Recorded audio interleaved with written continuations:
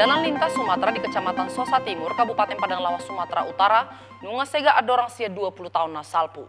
Jaladak kaya dope di padengan pamareta sahat Rodi Sadarion. Dalan nasegi gajang nahira 20 km.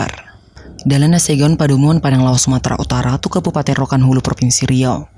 Jala adong 20 tolu desa nama make guni dalan Sigano Pari. Lau mana ruhon guni porlak tu Padang Lawas manang tu Kabupaten Rokan Hulu. Sawanare rupani dalani nu ngamar lubangi. Molo sangga ari udan gok do mual di dalani.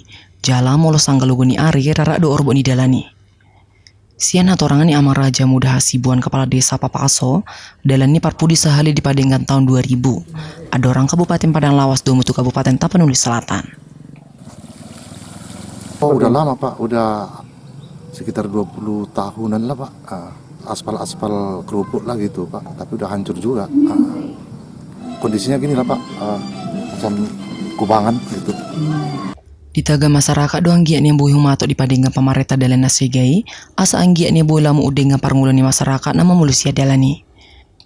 Sian Padang Lawas Toba TV, mabari tahun.